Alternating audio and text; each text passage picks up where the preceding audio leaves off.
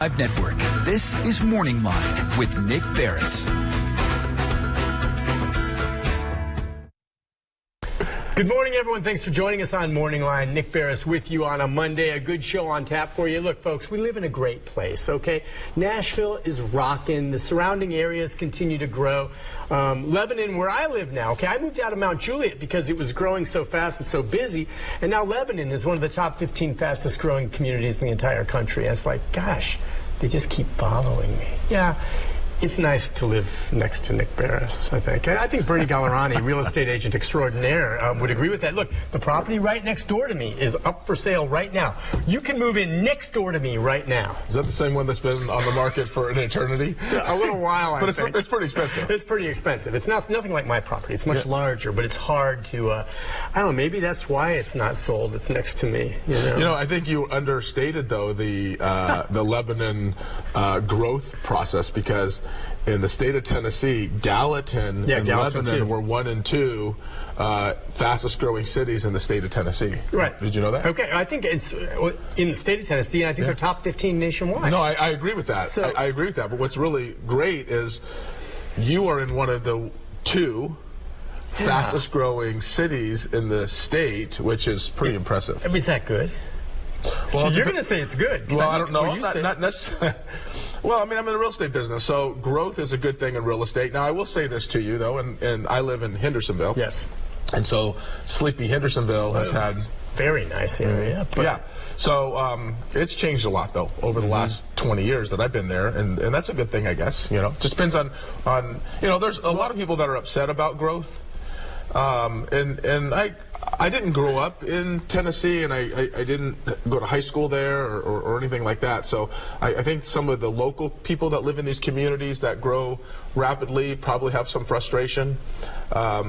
Yet this is such a great state that people want to live here, and they have to go somewhere. I was talking with a neighbor of mine, and he was a little bit complaining about the growth in our city, and that he feels that there should be more infrastructure built before all the housing is built. That's not how the whole thing works. I know, but doesn't that make sense? Because that's what I think happened to Mount Juliet. Yeah. It grew so fast they didn't keep up with the infrastructure.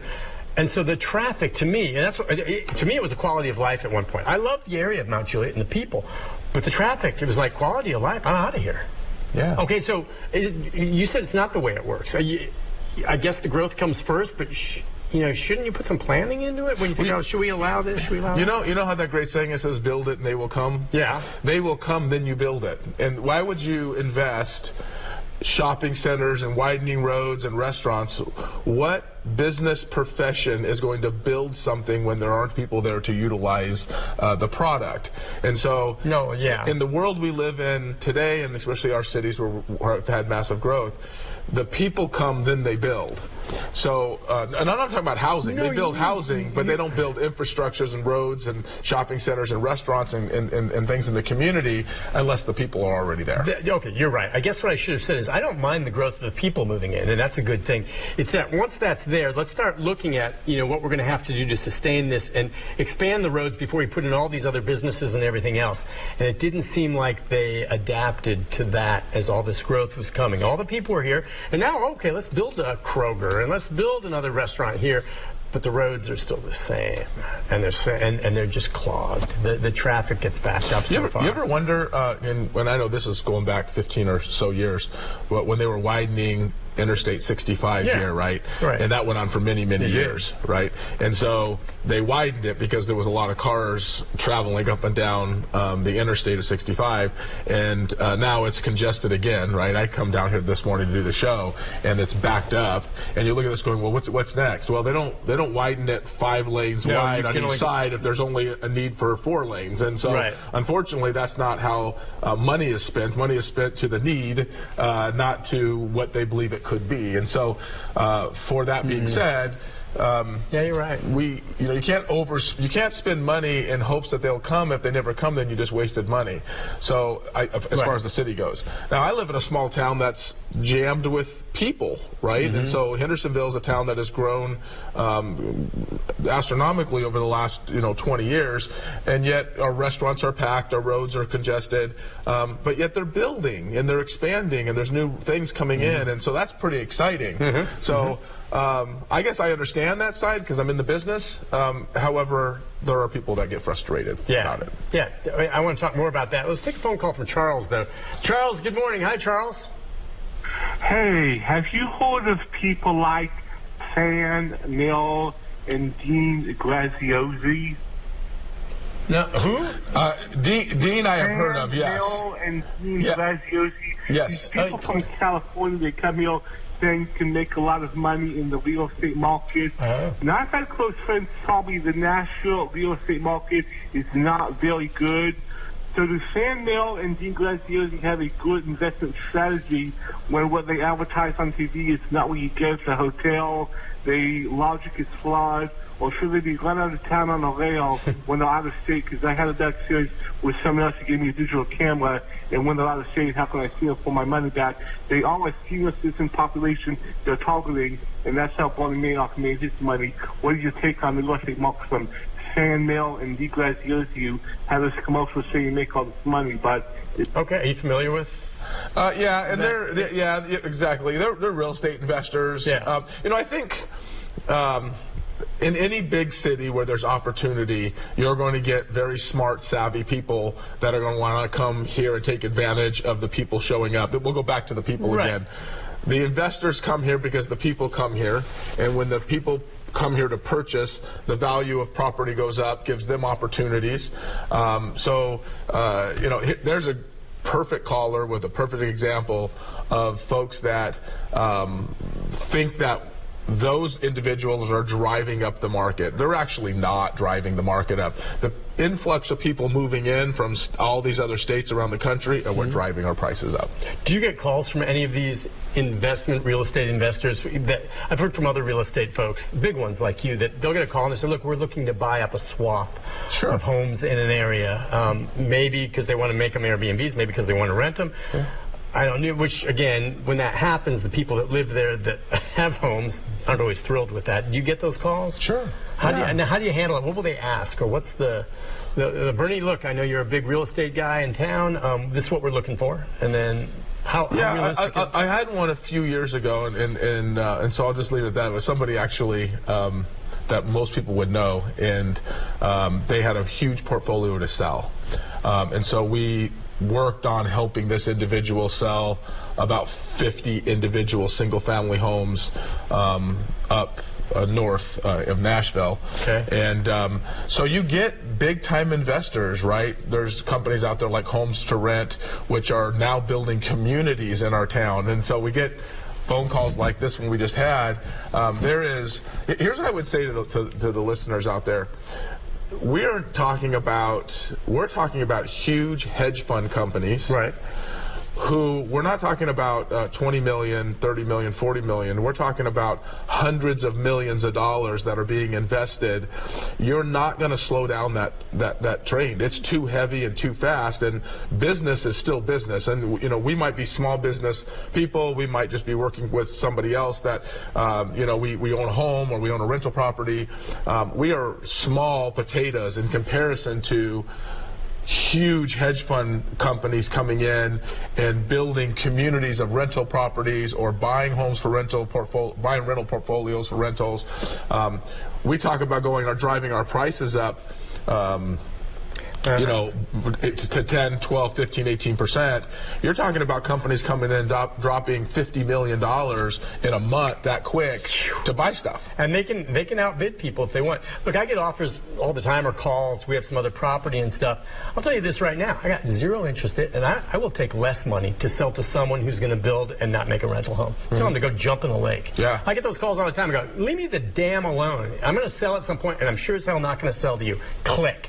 I have no interest in selling to these big brands. And like I said, I will take less money not to sell to some of these folks. They want to come in here and buy up these swaths of land and then rent them and screw everyone else in the neighborhood, which is exactly what happens. Sure. Yeah, and I think, and there's others, though. A neighbor next to you, though, may not feel that way. No. Most people are going to take the money, and the greed is unfortunate. But that's the way it is. I'm just not going to do that. And that's fair, right? I mean, there's all sorts of different business opportunities and people that do things a little bit differently. So I guess I would say, is one really wrong and is one really right? It's just a matter of personal opinion. It's your personal opinion. Yeah. Let's take Claude. Claude, good morning. Hi, Claude. Good morning. Thank you, gentlemen, for taking my call. I just had a renter that just walked out on me without letting me know, and I'm kind of through with renters now, and I just want to put the place up for sale. I was also wondering, can you sell a home without putting a sign in the front yard? Because, this just lets people just think that the house is empty and they can come in still, or we got these people who just move in your house we hear about all the time. Squatters. But anyway, Nick has said that you would put your personal phone number up. Last time I keep up with you, and I like to use you, so I'm going to get off here and listen to you. I love that. You got a client. How about that with the sign? That's an interesting point he makes. Yeah, I'm going to give you two ways. Okay. It's not unusual. I shouldn't say it's not common, but it's not uncommon that I've been asked that I don't want to put a sign up. And let me give you some of the reasons. Okay. One, some of it was what he said. The house is vacant. I don't want people to know that it's for sale. I've heard others saying that I don't want my neighbors to know, and things like that. But what I would say to Claude, and thank you for the call, is a large percentage of people who purchase homes come from driving by the property and seeing the sign. Still? Yeah, absolutely. Oh, absolutely. Okay. I thought maybe that's changed with Zillow and social media and everything. You go online and see this, and then you go out look. But that's kind of how we found ours. My wife was driving around and saw a for sale sign on some property. 20 years ago, the statistical number was 40%. Okay. Now, today, it's about 15%. But still, 15%? 15%. Sure, because neighbors, watch, if you're not looking for a home, but you're driving to work, you're driving home, you're driving to the store, and you see a home for sale that you haven't seen before, you're like, oh, that interests me. So 15% of sales will still come from the sign. So I would say to Claude is that, sure, you can not put a sign in the yard if you put your house for sale, but it does decrease your opportunity to get it sold. And that 15%, if we can just talk about that for a minute, the difference between you getting a nice price for your house or the difference between you getting a great price for your house could be the difference in that bidding war opportunity, and that bidding war opportunity could come from that sign.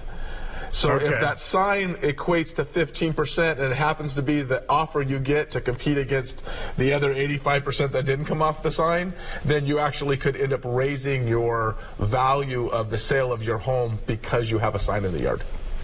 Claude, we will have his phone number up. Yep. And you can call, and then you guys can discuss whether you want to put a sign in the yard or not. Yeah. But, and I'd love to help, Claude. Thank you so much. No doubt he'll sell your house, Claude. We'll take a break. We'll be back with more. With Bernie Gallerani, you're going to be hard-pressed to find anyone, anywhere, that knows more about real estate than him.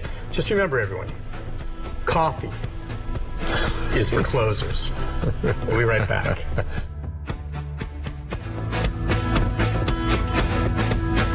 We are back on Morning Line. Thanks for joining us. Talking with Bernie Gallerani. He knows his real estate. I'm telling him that he'd probably be good in any business, anywhere. I'm trying to talk him into opening a restaurant. And he says he won't do it because the failure rate of restaurants is very high. Yeah. But if it's successful, they're a lot of fun. They're great. Well, that's if they're successful, but restaurants have a 90% failure rate. Think about that. With all the restaurants we see around us, how many of them start and then disappear after a period of time? They're very challenging. Think about, let's talk about gambling. I'm not a gambler. Yeah, not like Vegas. Not in that way, right. I'm a gambler in a lot of ways, other ways, but not that way. Yeah. But think about the odds. If you go to Vegas and you go to a slot machine, or if you go to a card table and they say you have a 10% chance of earning any money back, there wouldn't be a big line at that opportunity. No. That's like owning a restaurant. A restaurant is a person who has a passion and believes that, and it doesn't really have to do anything to do with food, because they might make a great food, but just because you're a great chef doesn't mean that you're a great business operator, and yet it's still a business first. Because you can take a restaurant with poor food and a decent business model, and it'll do okay. You can take a restaurant with great food and a poor business model, and it'll fall apart. Well, I guess that's why you often have people like you who are the great business persons running the show, and then you go out and find yourself a great chef, so you get both things covered. That's exactly right. But a lot of times it's the chefs that get it started, and they don't realize sometimes just how hard it is to run a business themselves. Do you think there's gambling in real estate? Yeah, of course. Okay, so meaning when you're investing, I would think, okay, buying a home, I've just heard time and again, it's very, very rare that if you buy real estate, it's going to cost you in the end. That in this day and age, especially in our market, the odds are, unless you just get a horrible deal, buying property, whether it's land, house, whatever, is a good investment. Would you agree? Well, I'll answer it two ways, okay? Unless you buy the right deal. There can always be lousy deals, but... Well, there's probably a lot of lousy deals. I think if you hold real estate for a long period of time, it's always a great investment. Okay. But it's a long-term hold. Yes, right. If you're a flipper, let's just say, you flip properties or you wholesale properties, and you buy them right, it's a great deal. If you live in a home personally, it's your personal home, I don't think it really matters whether it's a great deal because it's your home where you're raising your family, and those are where you're building your memories. And that deal I don't think is that important. But yet, a home ownership is the largest investment that most people will have is owning a home. So a tremendous amount of equity in a property in 20 or 30, let's just say, years can really help someone achieve some financial success. But you certainly can get into bad deals. We have clients today, and I will just share this with you, that bought homes at the end of 22 and in 23 that are now selling these properties, and they're upside down. Because they paid so much. That was when the market was insane. They paid the higher price, and now the market has softened a bit, and yet by the time they pay selling expenses and things like that for the property, they have to come out of pocket money. Can we go back to when the market crashed? What was that? I mean, I guess 08, where... I mean, there were properties in Florida that were just like at Watercolor there, and I don't know if you're down and familiar at all with, you know, the area right between Destin, Seagrove, Seaside, that were just selling for so much. And I had some friends that were, you know, and they could buy them, and it just kept going up, kept going up.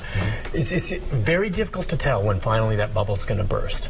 And I had a friend of mine who told me about his father-in-law who kept buying and bought a bunch of these properties literally a week before the market crashed, and he basically went bankrupt.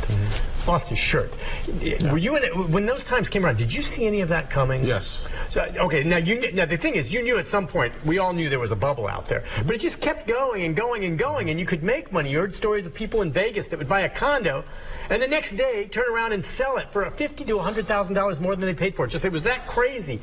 The key is knowing when to pull out. I mean, how did you know? Gosh, that's such an interesting thing. So let's go back to 08 for a second. Okay. So in 2008, the market obviously made some shifts, but we saw those shifts happen in 2005. So we knew from 2005 that this shift was, if it continued at this pace, it was going to collapse, and it did in 08, right? And so in 2005, you could see it, signs of it, and it started actually on the West Coast from what I could see. So when the West Coast started, let's use California because that's really where we start paying much attention, that we were doing ARM loans, they were ARM loan investments back in the days, right? Mortgages. People were buying properties for the equity positions in the homes. I mean, they weren't doing any background checks on whether or not people had the means to be able to really afford the loan they were getting. We all know that. It was a bank. It was part of the banking institution's issue, right? That would just give people money. And so, and what's really sad though is even today we're not much further past where we kind of were during that time. How soon we forget about all the bad things that have happened to us in 08. However, but you could see the trend of that. But what's interesting though is back in 8, 9, and 10, I would go to folks' home that had $1.5 million, $2 million property, where they were $50,000 to $100,000 upside down in that payment to that value. So the value of the home was $100,000, let's say less than their mortgage payoff. And you look at them and say, well, you're going to have to bring $100,000. And let's just say they lost a job, right, or something, and they no longer could afford the property and they needed to sell it. And they're $100,000 upside down. Meaning upside down, meaning they owe more than the home's worth. Correct. Okay. Yeah. They've lost all equity if they had any. They're $100,000. Yeah. They're $100,000, and I've seen it even worse than this. But they're $100,000 upside down to the mortgage, and you look at them and say, okay, well, in order to sell this, we have to sell this for X number, and they say, well, I can't sell it for that because I owe X, right? Well, can you bring $100,000 to the table to get out because you've lost your job, right? No. So you just have to stay there, right? No, they can't stay there. They can't afford to pay the payments. Oh, so what happens is they have this beautiful, big house in this great neighborhood, right? It's the saying that I want to keep up with the Joneses. It's sad. It's sad because there are a lot of people today, and I'd say there are a lot of people that live with the keeping up with the Joneses mentality. Yes. So they drive nice cars. They live in these really great neighborhoods. But they're in debt up to their neck. And yet they can't write a check to get out of the deal because they're paying so much money in the mortgages. It's sad. Yep. And that happened very regularly in the world I lived in from 2008 to about 2012. And you know what? Back then, I remember, and does this credo still apply today? Which I always thought that makes no sense. They always say, buy more home than you can afford. I just remembered that being said to me back in 2008. I remember friends, folks were saying, not to where it's absurd, but buy more than you really need, because in the long run, that bigger home that you buy is going to be a better investment. So people would buy more than they really need. I don't know, maybe you've never heard that, but I had heard that. It was like, just buy more than you can afford. You just can't lose. And I'm like, that just sounded stupid to me. It just sounds stupid. Why? Buy what you need, you know, but again, maybe it's keeping up with the Joneses, or maybe back then they thought that was a great investment. Oh, that makes sense, yeah. I'll buy even more. Maybe it's a little tighter than we can afford, but in the long run, the equity is going to be worth it. Well, I mean, I guess that's all fine if you can afford to pay it until you don't have your job. I know, right. If for some reason you lose your job, then it's not a good. Yeah, that's right. And so if you have a great job paying you, you know, thousands and thousands and thousands and thousands of dollars a month, and you can make a $5,000, $6,000, $8,000, $10,000 house payment, that's really great. But when you lose that job and you don't have a nest egg saved, or even if you do have a nest egg saved and you don't get a job to replace that income, pretty soon that nest egg runs out and then still shows up the mortgage payment. And no matter what happens, the mortgage payment will always show up. Right? I mean, regardless of the job or not, the mortgage payment will always show up. That statement's coming in the mail. And so at some point, if you aren't liquid enough, it can get really ugly. Now, I don't know if this is even your business when you're dealing with clients, but when you're talking about it and you see someone clearly, maybe for whatever reason is trying to keep up with the Joneses, and you know what they have to spend, and maybe I don't know, do they share with you what their earnings are? They can tell you what they can afford or whatever, but what happened? I mean, have you seen clients sometimes where you just know they're biting off more than they can chew, but is that your place to tell them that? Wow, that is such a great question. And I don't know if I mean, deep down, you know, if like. Well, no, because I'm not loaning the money. So the more, so we have. It's not your thing. So here's what just in case the consumer doesn't understand, when the lender gets, when the financing gets done through the lending institution, that lender doesn't talk to us about their financial situation. Gotcha. The only thing the lender tells us is yes, they qualify.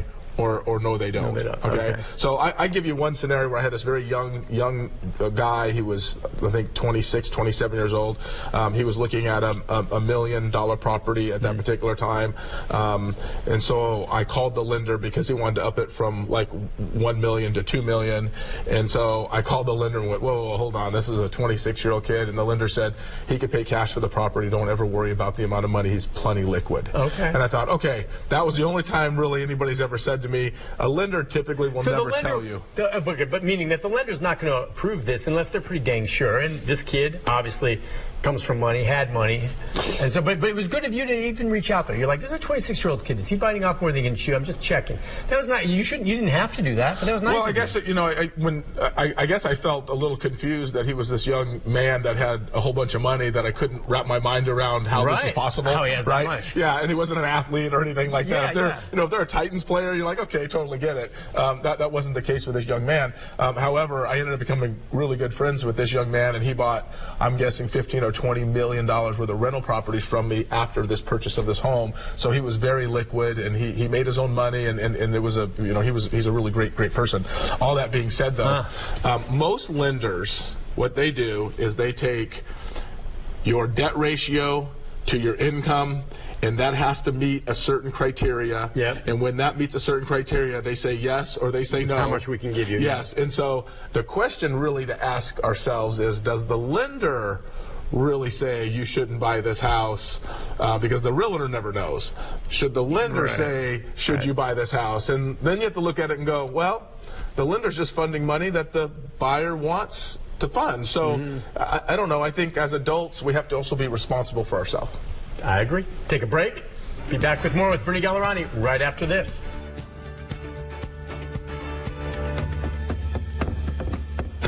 Back on Morning Line with Bernie Gallerani. It's interesting. I love talking to him about the real estate business. I've learned so much from him on not just properties and things like this, but also people who go into real estate. Real estate I've learned, okay, and I've seen it from friends of mine who go, I'll just go sell houses, make money, and they realize it's a lot harder than that. But they come working for you. You just said to me during the break, if you are suited to the biz and you're willing to work hard, you will make money. Well, I think this is a great question. Number one, the luckiest people always seem the ones that work the hardest. So I'll say that first. So they make their own luck, which if you want to even call it luck. Yeah. Number two, the level of complacency in the real estate business through independent contractors is nauseating because it really is, because they really take for granted their independent contractor ability to come and go as they please. And so one of the questions we ask agents who join our team is, why did you get in the business? And they say, because I like the flexibility in my time. And I'm just going to say this to the people: if you have an agent that gets in the business, which by the way is 90%, that's not an agent you want to be involved in, because if they like their flexibility and time, then they're not going to be catering to you at a level they're thinking they get to work when they want to, in which case they're not going to, but you would think, though, they're going to make more money if they work it, right? Well, sure. But they're... Sure, but I believe real estate is a great business for anybody who's interested in getting into it, who is dedicated to improving the life of themselves and their family. Who has a passion to helping people at a high level. I say that at a high level because my agents do everything at a high level, or they won't work within my company. So you have to be a certain kind of personality to want to really achieve great things. Can you be an agent who sells 4 homes a year? Sure. I mean, 50% of the agents out there sell 4 homes a year. That's the average. 50% of the agents out there sell 0 homes per year. 8% of all the agents in the country sell 4 or more homes per year. If you sell 12 or 15 homes a year, you're in the top 4 or 5% of the agents in the country. If you sell 20 homes a year, you're in the top 1% of agents in the country. So the level of success for most agents is actually pretty low. If you're selling 20 homes a year, I guess we're talking middle range. How much can you make a year doing that? Depends on the price point, of course. But in general, if it's middle range, I mean, we're not talking about millionaire homes, but $400,000 or $500,000 homes, you're selling 20 several hundred thousand. You can make several hundred thousand doing that. It's just like, I think the people you hire then, I wonder how much is talent that comes into play and how much is hard work. One thing in my business, I recognize, I like to think I have some talent, but I always recognize there's going to be some people out there maybe, for sure, that are more talented than me in one way or the other. More talented writers, more talented maybe just with on-air performance, whatever it might be. But one thing I've always said, that if I put my mind to it, none of them will ever outwork me. And when you do that long haul, I win every single time. Right? And I'm wondering if that's the same way. Yeah, it helps if you have some talent, but if you combine that with the hard work, would you rather have the talented salesman who's creative, that figures out ways to get the clients, or the one who's going to work hard, that just hustles and gets it done? I would actually rather a hard worker than a talented person. You can do a lot with somebody who works hard, and you can show them ways that they can become very successful through the talent that they develop. Yeah, and you can develop it, and everyone has talents. Usually, and I'm going to say 98%, if you're a naturally talented person, you're very lazy. And so it's true. And so if you have a high level of talent, I love this saying, and it came from a very wealthy friend of mine, and he'll probably love that I say this. He watches this, and that he says, it's interesting. He goes, he's very, very wealthy, extremely wealthy, and he says, it's interesting how A students will work for C students. And I said, well, what do you mean? He says, A students in school have always had things coming easy to them because that's just who they are. Their personality, their smarts, but in life, then they have to actually get into the trenches and fight the fight. They're so not used to doing that they actually work for C people who were maybe struggling all through their life to get through school, and then they struggle through their businesses, and fighting for them is more of a natural thing for a C student than it is for an A student. And so when you go through high school or let's say college, and then you get into real life, you realize that real life is really difficult. And so what I find is that the very talented people are typically lazy, and the very untalented are usually the workers. Yeah. The workers actually overcome the talented people almost every time. I agree. Now, the total package is both. If you can get both, it's unstoppable. Which is rare, but you think about, just in the sporting world, Michael Jordan.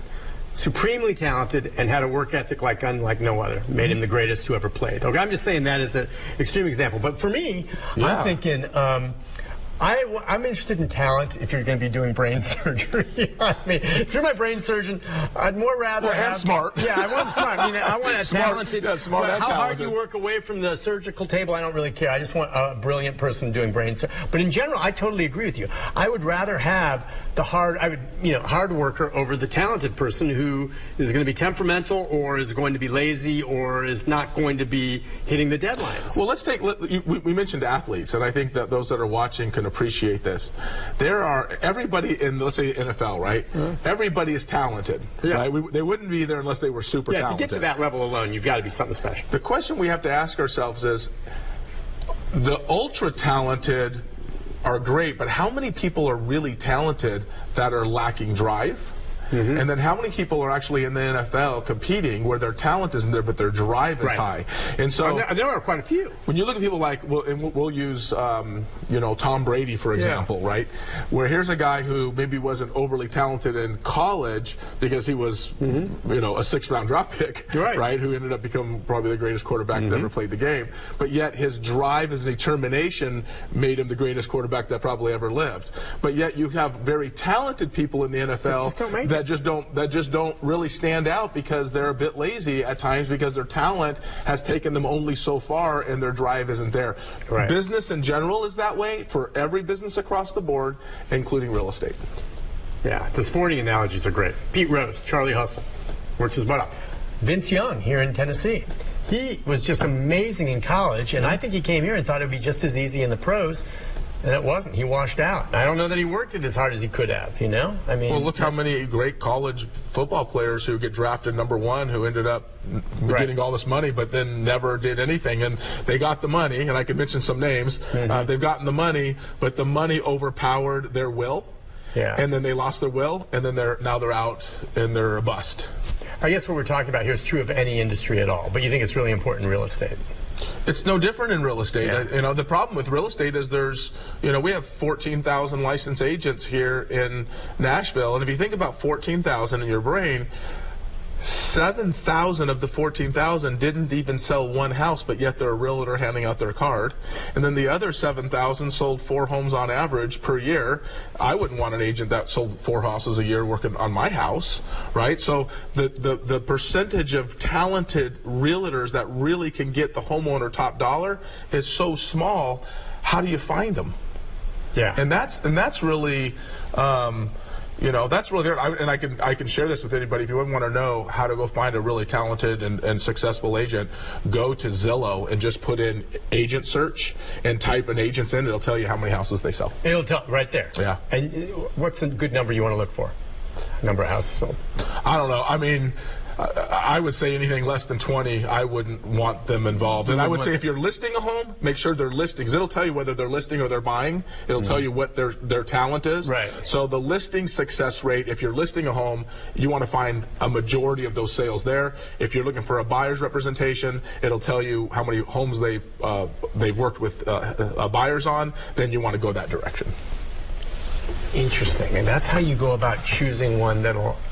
What about, how important is it to have, I mean, you've been at this so long, so a lot of people have been in the business a while and they've developed, you know, the contacts, the word of mouth. I mean, someone just starting may be very good, but if you do what you do, I mean, it's that famous line, how do I get experience until someone gives me a chance? And that's exactly right. I think if you look at the statistical numbers now, and you're welcome to look them up, 89% of every new licensee, so brand new person, as you just mentioned, 89% of them, so let's just call it 90%, makes it easy. So 90% of every realtor is out of the business within 24 months. Right. And the reason why that is, and I'm going to have people that are going to be angry with me at this, probably at the broker ownership level, it's really the broker owner's issue because they own the company and they don't really teach the agent how to be successful. They can't invest in the agent, which is what makes us a little bit different. We fully invest our dollars, our time, our energy through coaching and training to help the agent become successful. So you have to be able to invest fully in that agent. And unfortunately, 95 or 98% of all the brokerage firms in town really don't give the agent that much opportunity to have a high level of success. So it's kind of like I've heard people say when I got into it, they said, well, make a list of all your contacts and people you know that you might be able to approach about selling homes. I don't know, some people eventually, you know, they list some friends, maybe list a couple of, you know, former colleagues or something. And that's not enough. Like if I were to come to you, let's just say I quit tomorrow and came and said, Bernie, I want to... Hired. Well, I know this. I mean, I've seen this. I've seen people who have gone from the TV news business or whatever, which you have a degree of familiarity because you see me on TV. And if all of a sudden Nick Beres is calling you to try to sell you a home, you might take my call as opposed to maybe not. That doesn't mean I'm going to be any good. Does that help at all? Yes. Familiarity. Sure. Yeah. Okay. I guess that makes sense. Sure. Charlie Neese was someone who worked here. He's a weathercaster for a while, and terrific.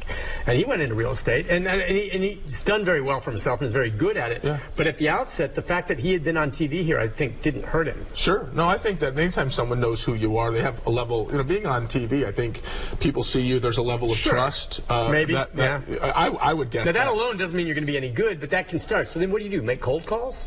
What do your agents do? Well, here's one of the things we always tell new agents is take 200 of the people that you know, right? So 200 people that you know. So you write out, we call it our center of influence, right? So people will cut your hair, the women if you do get your nails done. The guy that you know. Your neighbor next door, your plumber, your electrician, whatever it is, okay? So write out as many of those names as possible. I use 200, but it could be 100, it could be 50. Understand that every person you put on your list knows 200 people that you don't know. So what happens if you have a list of, let's say, 200, you can now times every one of those by 200, and then what you do is you call them, you mail them cards, let them know you're in the business, and you call them frequently every 90 days, let them know you're still in the business and what's happening with you in the business, and then when they're ready to buy and sell real estate, then they actually think of you. The challenge with that, though, Nick, they don't do that because they don't feel comfortable talking to somebody about the business, which is always a challenge. You're in the real estate business, which is how you feed your family, and yet you won't reach out to somebody to ask them if they know somebody that's in the business. So to me, it's not that they can't do it, it's that they're not true salespeople. Yep. This is a sales. Yep. Real estate, and like any sales job, is a sales job, right? And so if you're not going to be a salesperson, then don't get in the real estate business. Exactly. It's so interesting. It's not that far different. Sales in general and being a good salesperson. A lot of people say, well, Nick, you're a journalist. Being a salesperson is oftentimes what I am. A lot of people, will ask me, well, how did you get that exclusive interview? How did you get this? Everyone else is trying to get this interview. And it's because I'm creative and I find a way to sell this person with why it's worth talking to me. And you'd be surprised the lengths I go to do this. And a lot of people are like, oh, Nick must be paying for interviews or whatever. I go, there's no magic pill to this. And I never have ever in my life paid for an interview. It's just hard work and coming up with a creative way to approach someone and do it. And the payoff when you get it is great. We'll take a break on that note. It's just a way to do business. We'll be back with more with Bernie right after this.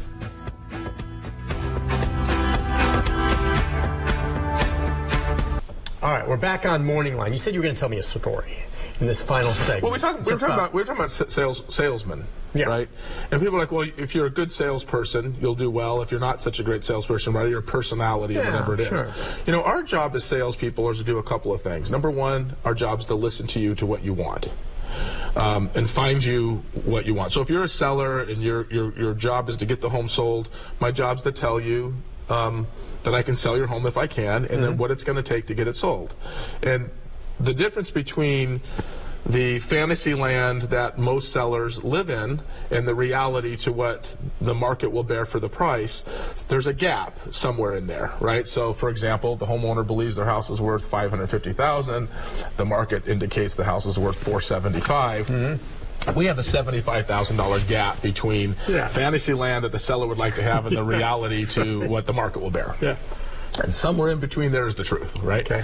And so our job is to then express to you, the seller, if it doesn't sell for this, and this is the reality to it, what happens then?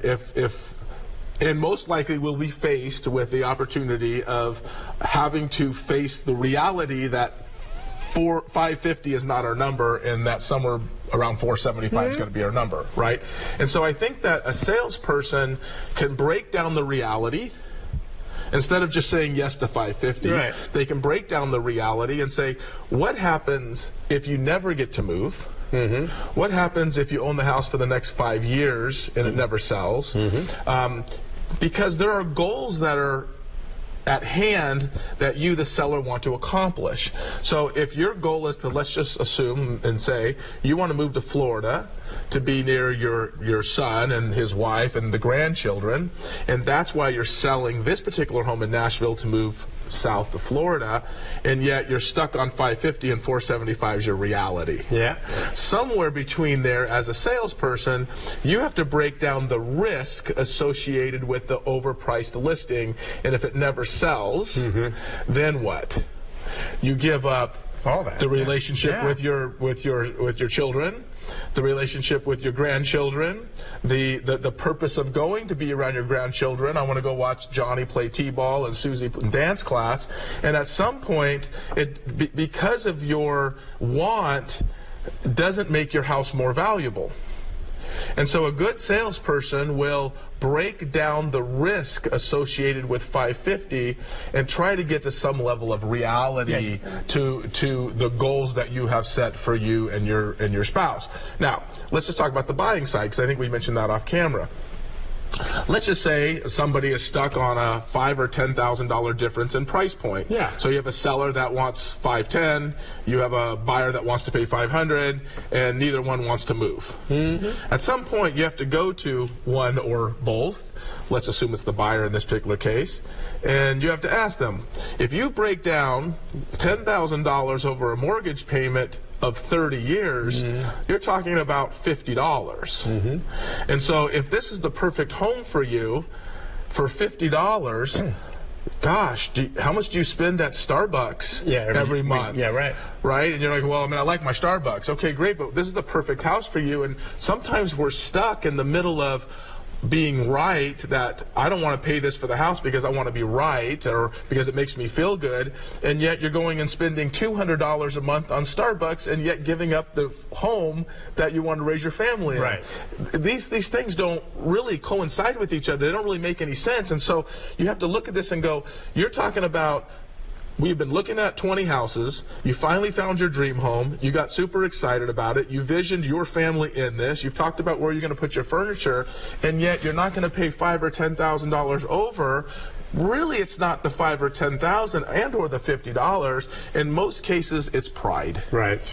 And so that's hard to say. They're stubborn. They're being stubborn, maybe, because those are all good arguments. It's just $10,000 over the line. That's a good that's a good explanation for them. So when you say like what makes a good salesperson and what doesn't, a good salesperson doesn't convince somebody to do what they don't want to do. Right. A good salesperson shows reality to why they should consider it if this is their goal. Like, does this $5,000 or $10,000 really matter over the 30-year term of this mortgage payment? Think about your house going up, $20,000 or $15,000 every year. So every 12 months, your house goes up, let's say $15,000 or $20,000. What's $5,000 out of that? You get to raise your family in a beautiful place, something you're really excited about. Sometimes we got to drop our ego a little bit, and a good salesperson allows them to see that. Just 2 minutes left. Remind folks then, I mean, you don't sell houses yourself anymore, do you? I do. A little bit. You always say that. I know, do. but it sounds like you're running the show with, you know, your training and you've got a whole team that works with you, right? Yeah. Well, okay, so how many realtors do you have? It just depends on the week, but I would say 25. 25. And so we had a caller earlier today that's going to want, so when he calls, and we put the number up and we'll put it up again, calls basically just, you know, contacts your office and he'll talk to Barbara Corcoran. Barbara is in New York, so she probably won't pick up. Okay, darn it. All right. But the bottom line is he'll describe what his situation is, where he lives and all this, and then he'll be assigned to one of your realtors? Or maybe it'll come to me. If he asks for me personally, it'll either come to me or it'll go to one of my assistants and then it'll come to me. But at some point, it's going to get back to me. Oh, really? Yes. With all cases or just like if they ask for you? Just if they ask for me. Okay. A lot of people who see this and watch me on my commercials or on the radio and stuff, they usually just go online, fill out the information, and then it goes to one of my agents. If you ask for me personally, it typically ends up on my desk. Okay, and you sell a lot of houses every year. Yes. I mean, it is amazing when you say that 50% of all real estate agents don't even sell a house a year, right? Yes, 50% of all the agents sell 0 homes a year. And you guys sell more than 20 a year. Yeah. He doesn't like to brag. Yeah. 600. Yeah. That's stunning. Well, I mean, we've got 25 agents. 25 agents, 600 houses a year, and it can be up and down. Is the market as hot as it's been? I mean, I was going to ask you that as we wrap. Nashville market, with the interest rates the way they were and all this, though, people are still buying and selling. Yeah, a lot. I mean, the market's great. Don't get me wrong. There's good weeks, good months, and things like that. Interest rates created some challenges, but we have overcome all of that. So yeah, I mean, I think it's like anything else. Life daily has a set of challenges. It's no different in business. Bernie, you're a terrific real estate agent. It's Thank you. Pleasure. I've learned an awful lot from you. My best to your lovely wife. Thank you. So I've never met her, but it would be nice. I couldn't get her down here today. Not today. Bernie, it's good to have you on. I appreciate it, my friend. Thank you. Thank you again. Taking a break. Be back as we wrap things up. We'll have his number up there, and I'll have a programming note about tomorrow right after this. Stay with us.